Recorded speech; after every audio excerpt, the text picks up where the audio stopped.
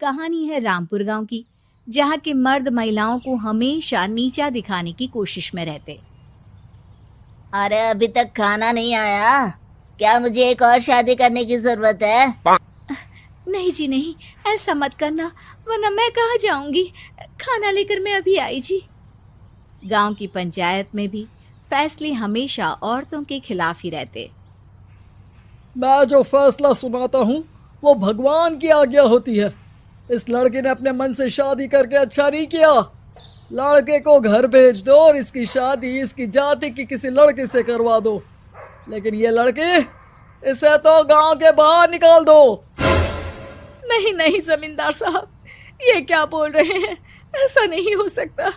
मेरी बेटी मासूम है, इसे अच्छे बुरे की समझ नहीं है। अरे कहाँ जाएगी ये बेचारी? कहाँ जाएगी? इतनी चिंता है तो पूरे परिवार का गांव निकाला कर देते हैं। बेचारे पूरे बसे बसाए परिवार को गांव छोड़ना पड़ता है। चाहे जो हो, अगर बेटियों को कंट्रोल नहीं कर सकते तो गांव में रहने का कोई मतलब नहीं है। यहाँ औरतों को दब कर रहना होगा। कोई भी अपने हिसाब से कुछ नहीं कर सकता, सब ईश्वर की मर्जी से ही होगा। तभी गांव का एक आदमी दौड़ा दौड़ा आता है।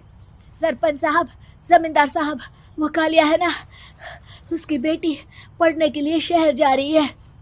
अच्छा, ये कब हो गया? और कालिया की हिम्मत कैसे हो गई ऐसा करने की? लेकर आओ उसे और उसकी बेटी को। बस फिर क्या था, हाजिर हो जाते हैं कालिया और उसकी बेटी सरपंच के सामने। और कालिया, ये क्या सुनने में आ रहा है? बेटी को इंजीनियर बना रहा है तू? और ये बता, गांव में तो स्कूल नहीं है, फिर कहां से इतनी क्लास पास कर गई तेरी बेटी? राधा, जो कि कालिया की बेटी है, उसे लगता है कि सरपंच उसकी तारीफ कर रहे हैं। सरपंच जी, मैंने ऑनलाइन पढ़ाई की है, डिस्टेंस लर्निंग से। सभी में मैंने अच्छे नंबर पाए हैं, जिसे देखते हुए शहर की इंजीनियरिंग कॉलेज में मुझे स्कॉलरशिप मिली है। वाह जी वाह, क्या होती है ये? पहले तो ये बताओ, फिर आगे की बात करते हैं। पूरा गांव राधा की बात सुन रहा था और राधा बोलती जा रही थी। तो ऐसे मैं फ्री में एक अच्छी शिक्षा लेकर गांव में जो कुछ परेशानियां हैं, जैसे बिजली, पानी और इंटरनेट जैसी समस्याओं के लिए काम करूंगी। मैं गांव को शहर से जोड़ने के लिए पुल का निर्माण करवाने का प्रस्ताव रखूंगी। मुझे पूरी उम्मीद है कि जल्द ही हमारा गांव भी तरक्की की राह पर चल पड़ेगा।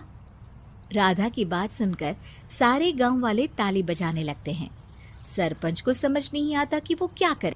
चुप रह नादान लड़की, गांव के खिलाफ जाने के लिए तुझे गांव से बेदखल कर दिया जाएगा, वो भी पूरे परिवार के साथ। और हाँ, अगर ठीक से गांव में रहना चाहती है तो ये पढ़ाई लिखाई छोड़ दे।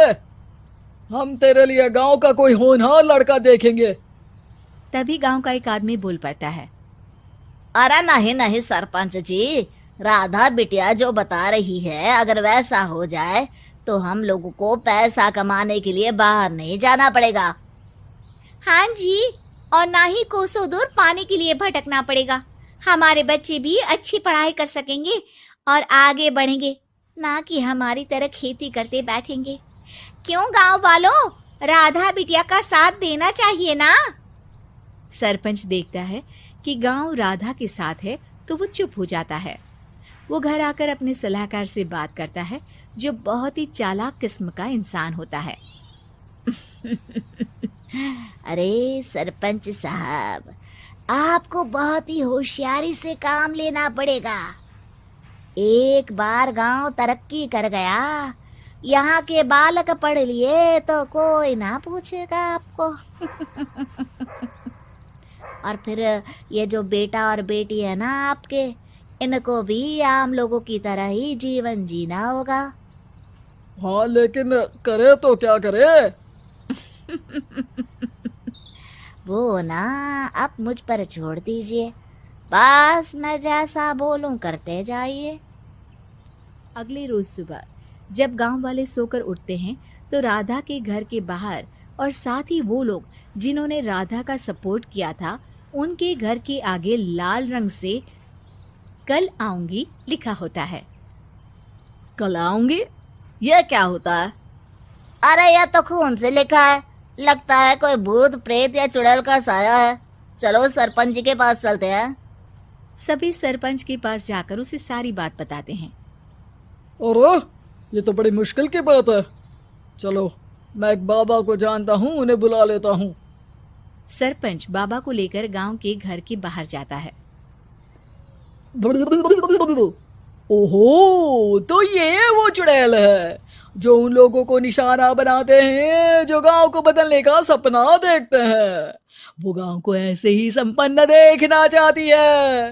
वो नहीं चाहती कि कोई बाहरी यहाँ का कायाकल्प करे। क्या तुम लोगों में से किसी ने गांव को बदलने की सोच रखी है? तभी राधा की माँ रोते रोते आती है। मेरी राधा घर से गायब हो गई है। अरे कोई तो बचाओ, मेरी बच्ची कहाँ गई?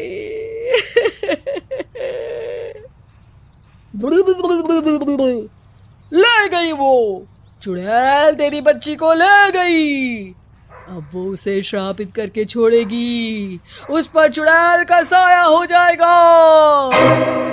तभी बुरी सी हालत में राधा भी वहां आ जाती है।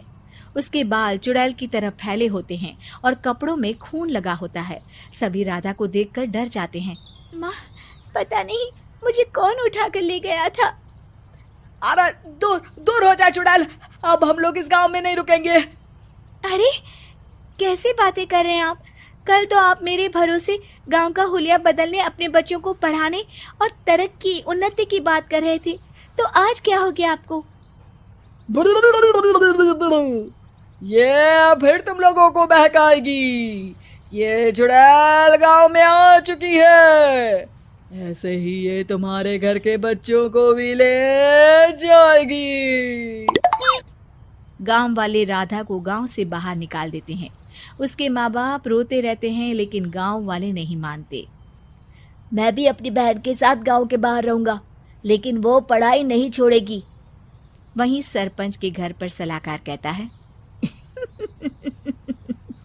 देखा, सांप भी मर गया और लाठी भी नहीं टूटी। लेकिन अगले ही दिन सरपंच के घर के बाहर भी वही शब्द लिखे होते हैं। और फिर सरपंच की बीवी कहती है, हमारी बेटी को किसी ने अगवा कर लिया है। तभी राधा का भाई वहां आ जाता है। अरे गांव वालों, मैंने सरपंच जी की बेटी को देखा था। वो चुड़ैल उसे उठाकर ले जा रही थी। अरे क्या मजाक कर रहे हो? नहीं नहीं सरपंच जी, आप नहीं जानते। वो चुड़ैल अब आपकी बेटी में आ जाएगी, जैसे राधा के अंदर आ गई थी। तभी सरपंच की बेटी वैसी ही हालत में वहां आती है जैसे राधा आई थी। पापा, पता नहीं कैसे मैं गायब हो गई थी। चुड़ैल, इसके अंदर भी चुड़ैल का साया है, मारो इसे। अरे नहीं नहीं, इसे भी राधा के पास गांव के बाहर ही भेज दो। अरे चुप रहो, मेरी बेटी कहीं नहीं जाएगी और चुड़ैल वुड़ैल कुछ नहीं होता है। अरे कैसे बात कर रहे हो सरपंच जी? आप तो बोल रहे थे कि आपका फैसला भगवान का ज्ञान होता है, तो अपने पर बात आई तो अब आप ऐसे बोल रहे हैं। अरे ना ना ना, आपको अपनी बेटी को त्यागना ही होगा। अरे बुलाओ बाबा को। राधा का भाई बाबा को ले आता है, जिसे अब गांव वालों के डर के कारण सच बोलना पड़ता है। मैं कोई बाबा नहीं हूँ, मैं तो मोची था। ये सलाहकार महोदय ने मुझे कहा था एक्टिंग करने को। अब वो मुझे पैसे देने वाले हैं। अब मुझे माफ कर दो। गलती हो गई, मुझे माफ कर दो। तभी वहां राधा आ जाती है। देखा सरपंच जी, जब गांव के बच्चे साक्षर होंगे तो आप जैसे लोगों की चालाकी नहीं चलेगी।